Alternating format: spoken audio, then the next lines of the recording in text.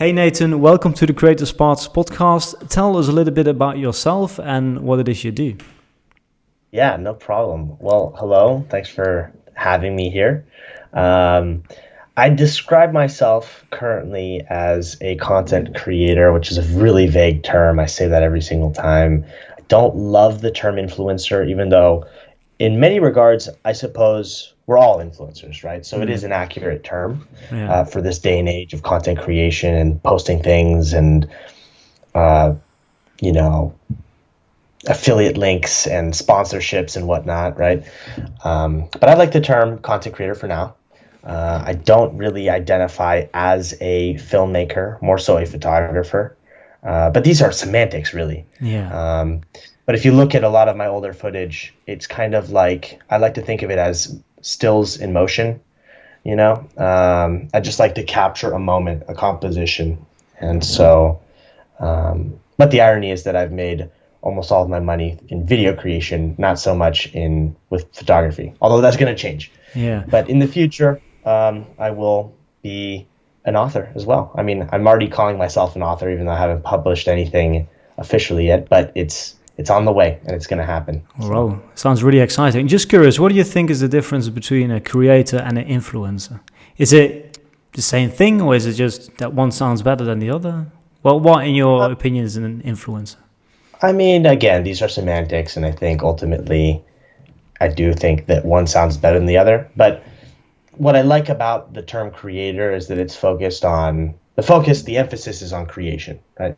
I'm doing this because I like making stuff. Yeah. And for me, it's a sort of medicine. It's a sort of way of like finding oxygen, you know? That's kind of how I see this work. Like it's a way to cope with and navigate this crazy world that we live in. Yeah. Influencer feels like the emphasis is on influence, right? Like I'm going to try and shape your behavior. And in a sense, I get it. Like that's going to be a natural consequence when you're posting things and lots of people see it, or even a few people see what you're posting, right? But I think I think it's tempting to want to have an influence on other people, but I shy away from it a lot too, because I found that the more you focus on trying to change somebody else's behavior, the unhappier it makes everybody involved. Yeah. It's much better to just focus on yourself and, developing a better understanding of who you are as a human being.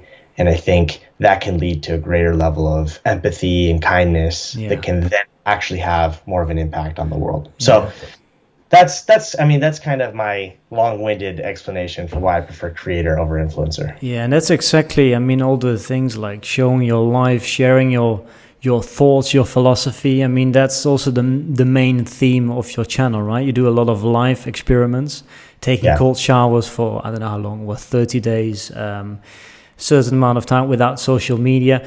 Well, how would you describe your main theme of your channel? Well, I use the tagline, in search of mental clarity quite a bit. Yeah. Which is, again, it's a phrase that kind of doesn't mean anything. like mental clarity is such a vague term, and it most likely means entirely different things to everybody. But that's the point. Like, I think what I'm hoping to accomplish here is share a personal journey of mine that you can kind of maybe see yourself in, or kind of have takeaways from, as you kind of follow along. Yeah.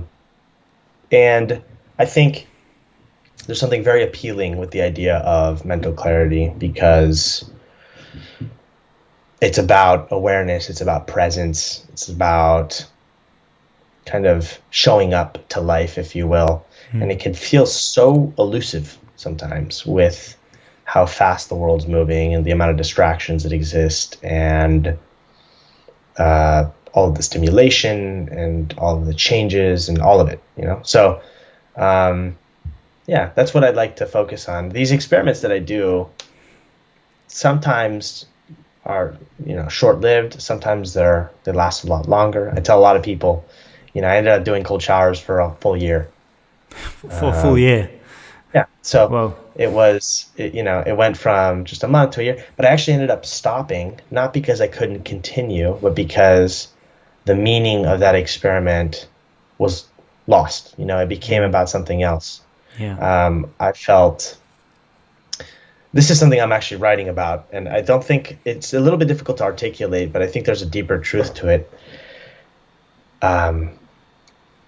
The cold showers, for example, and this actually applies to other experiments of mine, it ended up becoming like a necessary part of my day in the sense that if I didn't do it, I felt bad. Like, yeah, wow, I did push myself today. I didn't accomplish this item on my to-do list.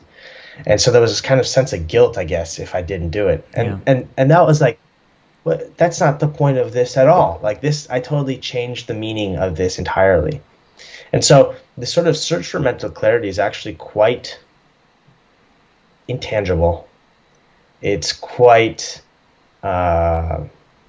difficult to pinpoint because it's not about any one habit or activity or whatever. It's kind of a way of living life that I'm exploring and trying to share with the world. yeah. So that's the best answer I can kind of give you to that question. Yeah.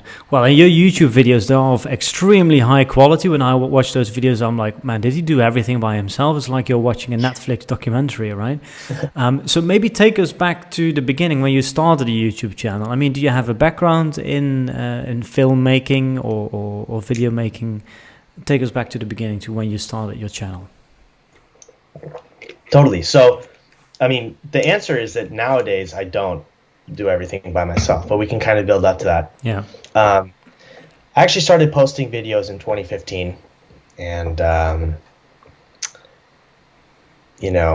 got into this rhythm of posting every single week, but I had no idea what I was doing. Auto settings on my camera. I didn't think about light. I really had no idea what I was doing.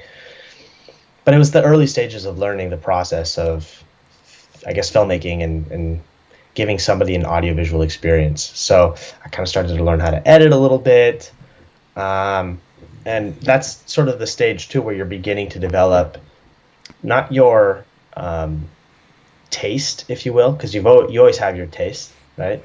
It's more so you start to develop your look and your style. Yeah. And your kind of the way you get to Your voice. expressing that taste, that your voice, exactly. Yeah.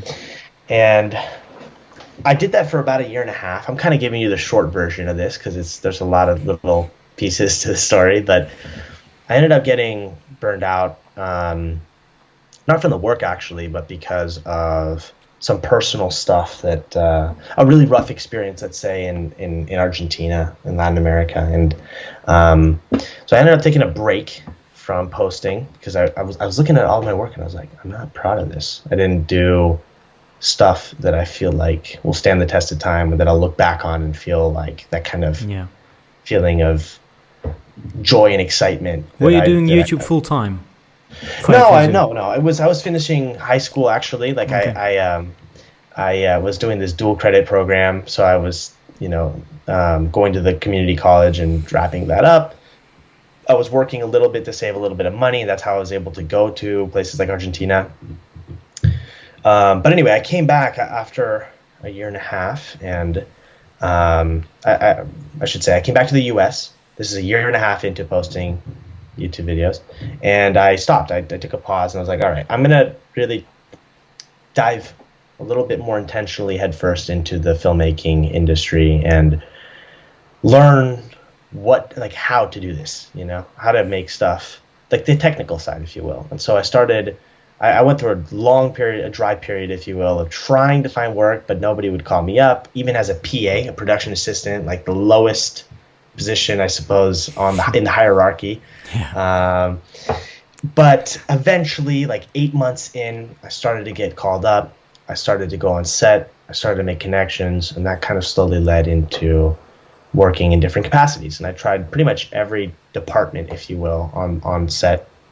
Audio and post-production, so I was an editor, and I got bigger and bigger opportunities. I did some directing and whatnot. And did you get those opportunities because of your YouTube channel, or was this completely No, different? I would say, kind of. The YouTube channel, no, but I did simultaneously work really hard on a few videos that I was trying to throw every cinematic trick I possibly could into. Like, Yeah.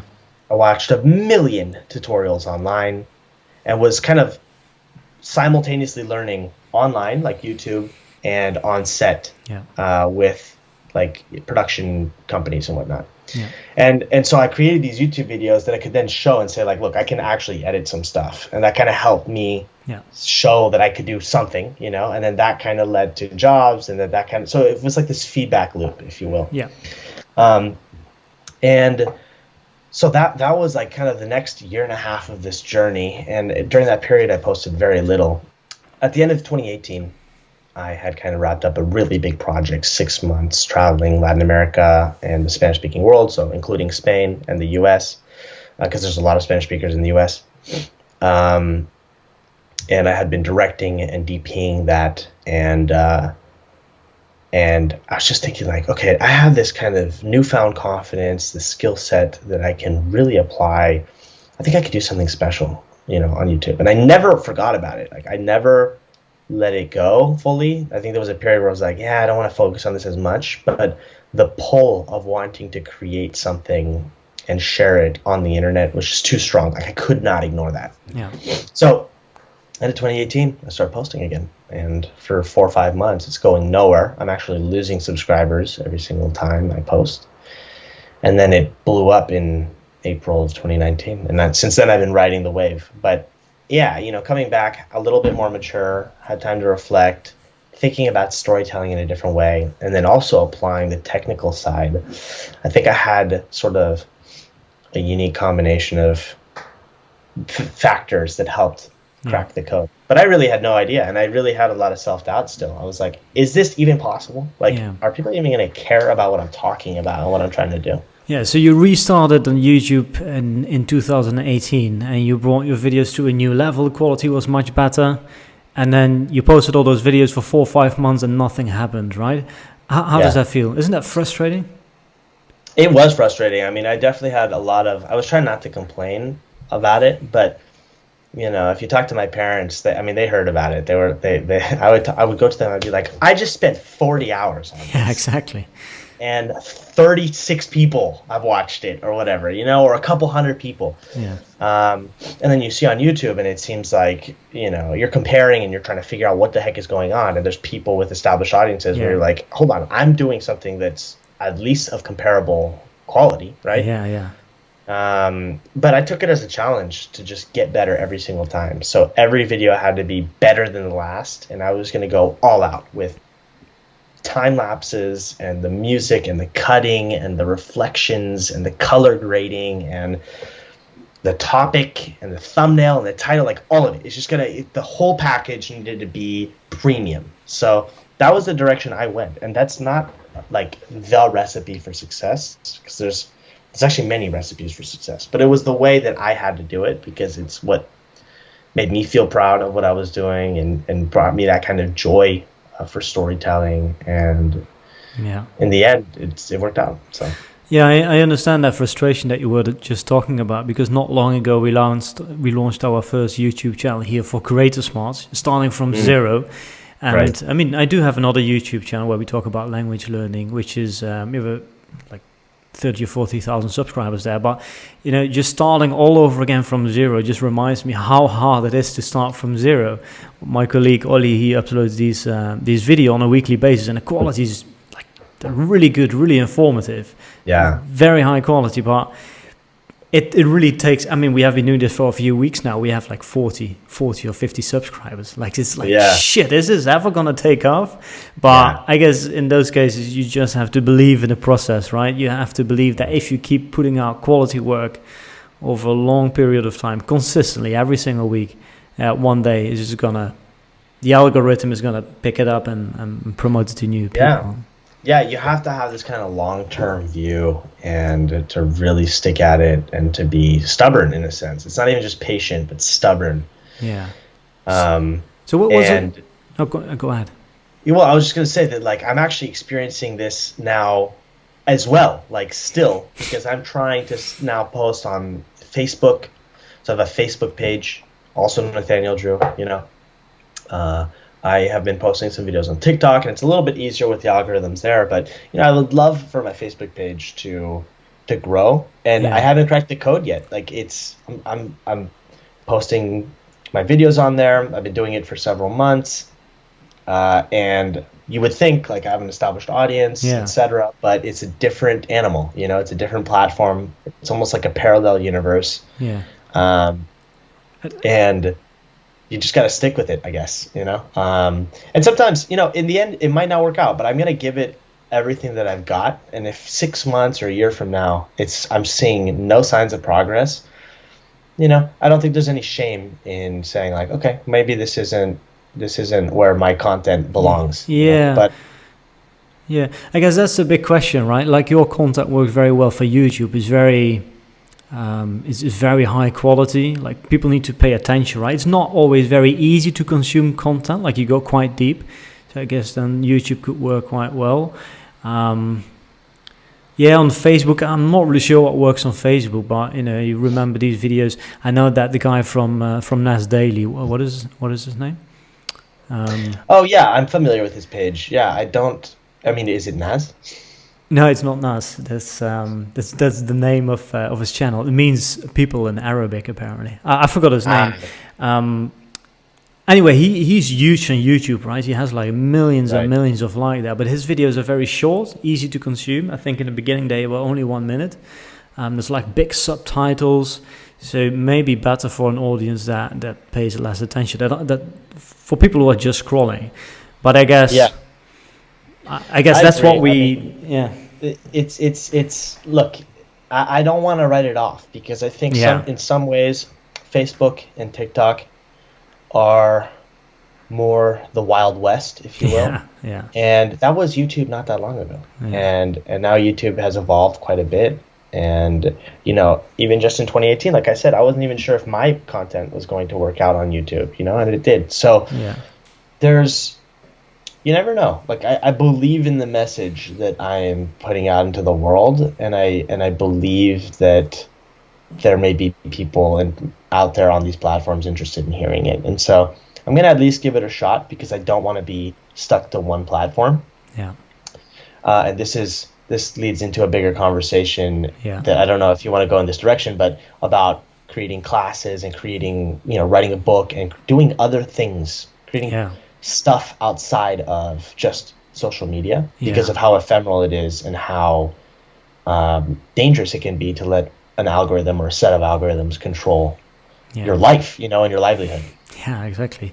Because you put all this time and effort in videos, you post it, and if it doesn't perform, then you feel really shit the next day, right? So you do not want to depend on YouTube's algorithm. We talk about that all the time. Okay, so let's talk about monetization. And how long did it take for you to get to a level where you could quit your job, just focus on YouTube full time? So, yeah, that's a great question. I was working for a long time, saving up a lot of money during that period of, a year and a half working in the film industry. And I've always been a saver. Like I've always been somebody who spends a lot less than I make just because you never know, and I've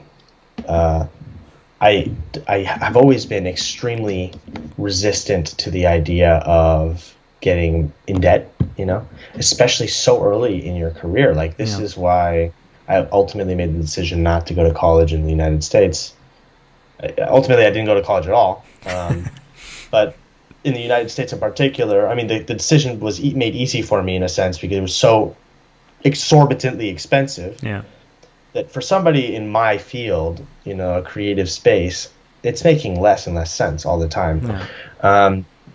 And so, I was saving, and I was at a point where I didn't have a massive savings, but I felt like I had to go for it at the end of 2018, and I ended up moving to Mexico where the cost of living is also lower, and I love the culture, I love the food, I love the people there.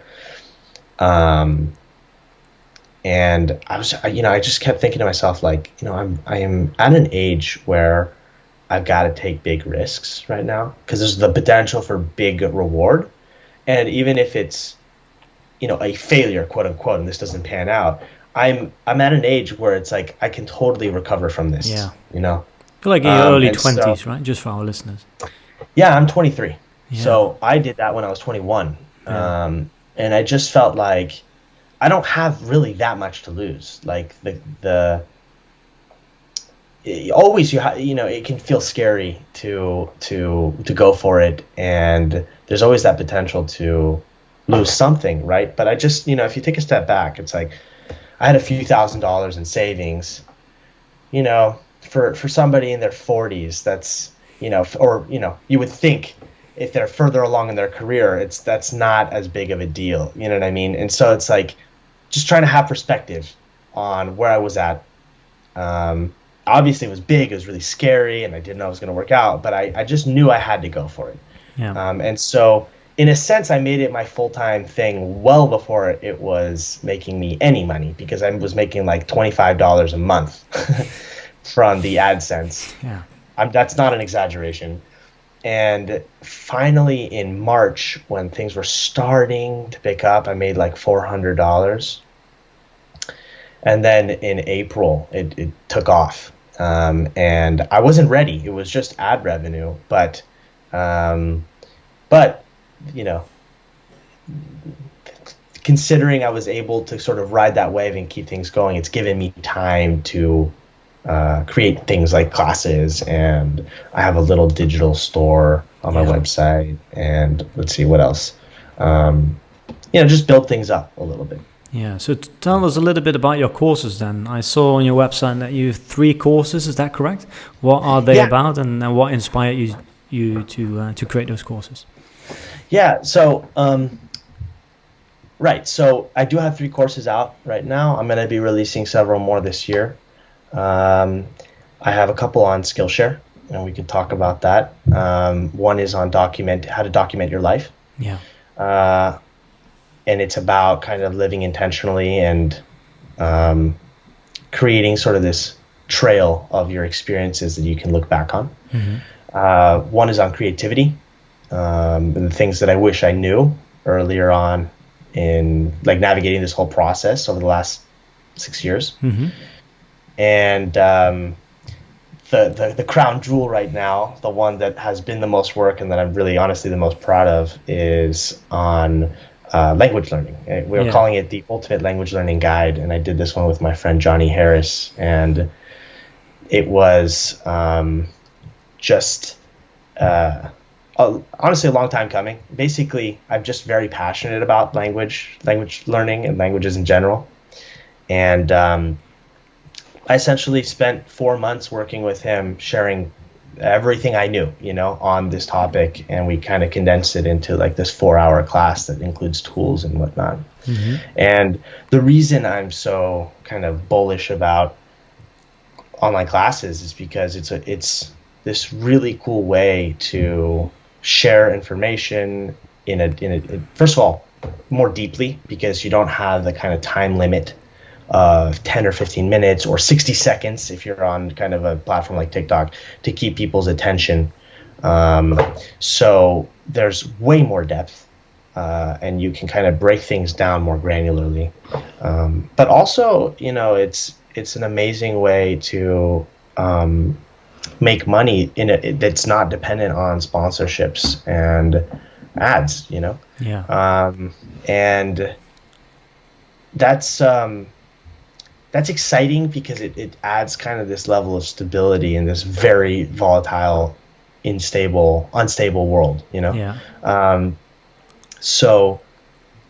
So I'm excited about it, and I think the cool thing too is that, like, you know, if you create a class that's quality, and you really kind of pour your soul into it, it could be something that that you can be sort of proudly showing the world for years to come, you know? Yeah. And that's another thing that I really like. I think I'm very cognizant now of how ephemeral the social media world is.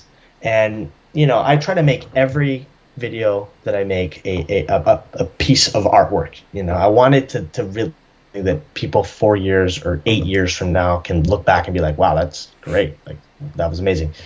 But sometimes I worry that the environment, you know, if a video is on YouTube for example, or another social media platform, that automatically people consume it in a different way because it's so fast moving.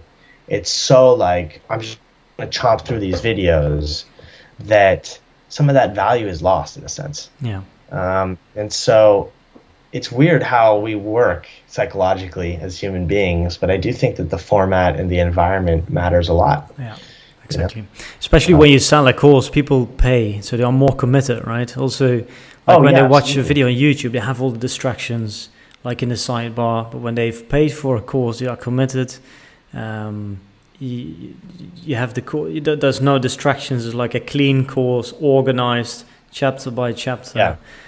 And it's really cool. If I may just add a little bit more on this topic of classes, the ultimate language learning guide is on Johnny Harris's course platform, Brighttrip. It's called Brighttrip, and it's really exciting to be like participating in building something, because that platform is entirely focused on online classes, but specifically travel related. And so what they're creating right now is this sort of space where they're making the bet that in the future, people, instead of buying a pamphlet or a guidebook or whatever, they'll buy a class. So you can have this kind of audiovisual guide to wherever you're going. You know, if you want to know about Paris, or if you want to know about how to order ramen, or if you want to know how to capture the story of your trip. And so language learning fits really nicely in that. And it's so cool to be kind of working with other content creators and building something bigger, you know, into the future. That's interesting. So I'm really excited about it. So it's called Brighttrip, and it's a bit like, it's basically a platform where you can host your courses, like Teachable, for example, or Skillshare, exactly. for that matter. Yeah, and they're actually expanding right now tremendously, working with more and more content creators, and I think they're building the library right now, if you will, and the quality is quite high. I don't know if you're familiar with Johnny Harris's work, but he's a pro. He's a total pro. It was amazing working with him. We became good friends throughout that process, and so it's cool. It's always so fulfilling for me to work with other content creators that I respect, you know. And that's actually another benefit of doing these projects now, is that I don't have to be alone in my apartment all the time, if that makes sense. Okay, can you give us a few examples of other creators that you have worked with and that still continue to inspire you? Yeah, totally. I have, so I just spent a little bit of time with my friend Sadia from Pickup Lines. I don't know if you're familiar with that channel. It's vegan, like plant-based recipes, and it's also lifestyle and whatnot. And she's based in the Netherlands, so we did a few little projects that are coming up soon together. I have a pretty like international friend group. I mean, it's not really a group, actually. It's just individual people that I know in different countries, and it's all thanks to my interest in languages and the stuff that I post on YouTube. So I'm friends with a really skilled content creator, Portuguese guy, Bernardo Bacalhau, who I did a road trip with last year. He's a fantastic guy. He's doing the van life now. Another friend of mine who's doing van life and has been doing it for a long time, and he's also just incredible, is Greg's Way. He's Belgian, and so all of his material is in French, and he's a good friend. I have there's an Italian content creator friend of mine that has like a very interesting take on self-improvement and finances and whatnot, and his name is Marcello Ascani. So he's like from Rome, and so when I was living in Italy, we spent some time together and did a collaboration. There's tons of, there's vloggers in Paris now that I'm meeting, living there. And I think it's just so exciting because everybody has a different kind of approach to content creation and storytelling. And it's so exciting to see things outside of the American bubble as well. And there's a lot of incredible American content creators, or English speaking, I should say, too. Yeah. But it's really cool to be kind of hopping around Europe and meeting these cool people and seeing their different kind of methods. So yeah, great question. Yeah, YouTube is a great way to network. Oh, for sure. You've hosted one of your courses on Brighttrip, 2 of the 3 on Skillshare. Tell us a little bit about Skillshare. We haven't talked much about Skillshare here on the podcast. Why did you decide to go for Skillshare? Skillshare is cool because, you know, I have a long-term relationship with them, so they sponsor a lot of my videos. And I mean, I used Skillshare years ago to learn video editing, and it was kind of early days as I was trying to absorb as much information as I possibly could. So I actually think they were the first sponsor I ever had. And so I have just this long-term relationship with them that has kind of grown over time. And then we developed the Skillshare Original, which was the first class that I created together with them. And that was last year. And that was a really cool experience, and it kind of opened my eyes to course creation. And they have an interesting ecosystem too, where it's like, you know, you can post something on there and there's a level of discoverability on there as well, where, you know, you have a bigger audience. It's a very different model, right? Yeah. Because you're not charging anything for your class. It's more down to watch time.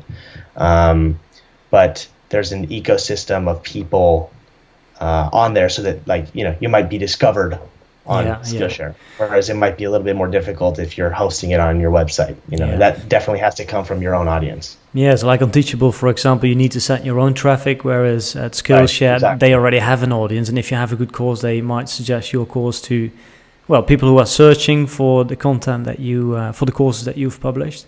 And then you get paid per minute watched, or how does that work exactly? Yeah, I don't know how much I can share on this. I don't think it's that secret. I think there's articles and whatnot and video online about this, but yeah, they pay per minute watched. So it's kind of its own model, because like YouTube isn't even quite like that. YouTube is, I mean, watch time matters a lot, but it's also depends on how many ads, and it depends on the subject matter and whatnot. So, it's kind of its own thing, if you will. But they make it easy, and I think it's a good starting place for sure. Yeah. So would you recommend creators, let's say, who already have an audience, to use Skillshare, or rather use a platform like Brighttrip or Gumroad or Teachable or Thinkific? Or I think that's a difficult question, because it sort of depends on what you want to get out of the platform exactly. They all offer their own kind of benefits. Like I said, Brighttrip's extremely exciting because I'm building something with these other content creators, and it's like a very focused topic, and it's kind of its own little ecosystem, if you will, and on a subject that I'm very passionate about, which is, like, you know, travel and cultural exchange. And there is the benefit of, if you're selling it for a set amount of money, you know, it's a purchase versus a kind of like a freemium model. Skillshare is cool because, again, there's that kind of potentially greater reach. And I have a great relationship with them. So there's a cool dynamic there, and it's difficult to answer that question. I mean, as you can see, I'm creating classes on both platforms, and who knows where exactly things will go from here. But I encourage people to really consider all the potential benefits. There's that kind of cool element of Skillshare where, you know, I can say, look, you can get a free trial and test it out for yourself first, and then you can kind of decide if you'd like to continue. And it's not quite as easy when you're selling a class for a specific amount of money, even though with Brighttrip they have a really cool team that has a flexible return policy and whatnot, and helps with problem solving and troubleshooting and whatnot. So anyway, I think that's my answer. I hope that kind of I know for sure. It's good to know like the pros and cons of each platform. At the beginning of this interview, you said that you call yourself now an author as well. Yeah. What's coming next? Are you going to write a book, or what can we expect from? Oh, yeah. No, for sure. So I have a photo book actually coming out soon. I want to say this summer. Honestly, I should keep my mouth shut because I mentioned it a year ago and it was way too early and there were a lot of setbacks, but it's really coming along and I'm very excited about it. And that's why I'm saying like the potential to sort of make a living with my photography is changing because like in the past I haven't really. But this is something I'm so proud of. It's all of my favorite photography that I've taken over the last 6-7 years, with a lot of reflections and whatnot. And so I'm excited about that. And then I'm also writing like a full length nonfiction book, and that's probably a little bit of a longer timeline, but I'm definitely making progress. It's a huge challenge. Like it's a huge endeavor really to set out to write a book. But that's definitely, that has felt like the main mission of this year actually, because I think it can open a lot of doors. Mm-hmm. And I feel like the time's right. I want to write this book from my 23-year-old perspective because I won't have it in the future. So. Yeah, well, we're going to check it out on your channel. Before we wrap up, what is the most challenging thing about running a YouTube channel or a creator business, if you will, in your opinion? Yeah, that's an amazing question. I think that's this is a volatile, highly emotional world that is chock full of incentives that can kind of distract you from what you should really be focusing on, Well, if I fully lose sight of why I started doing this, that joy for creating things and sharing stuff on the internet and connecting with people around the world and talking about subjects that I am excited about, if I fully lose sight of that, it's bad news. That's when things like burnout and anxiety and that kind of unhappiness can really creep in. And so I think the most challenging thing about all of this is focusing on the invisible infrastructure, if you will, the tools and systems that you have to have in place that keep you on track.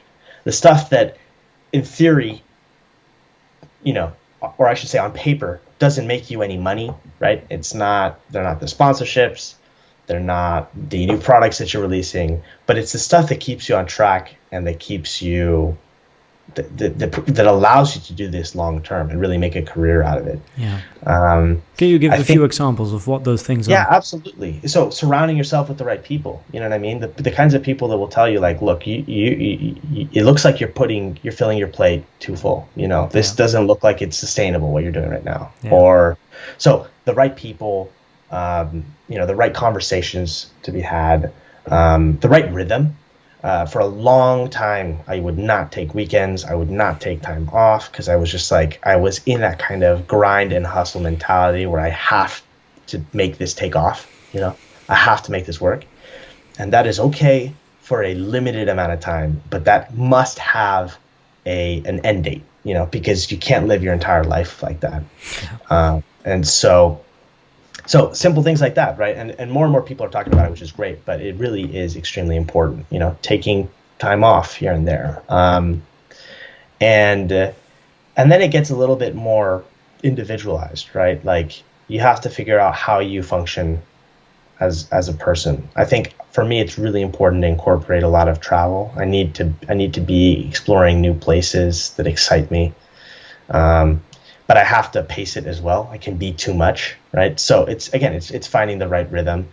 And then I think also systems can also include what is your information diet, right? Like, when I'm not posting something on Instagram, first of all, I don't follow anybody on Instagram. I saw that. I found that really fun. I'd never seen that before. You have like so many comments about it. Yeah. Hundreds of thousands of followers there and 0 people that you follow. Yeah. I just don't, it's not my way of staying in touch with my network of friends and contacts. So I have another private account that I pop into every once in a while, but not following anybody and deleting the app when I'm not posting anything.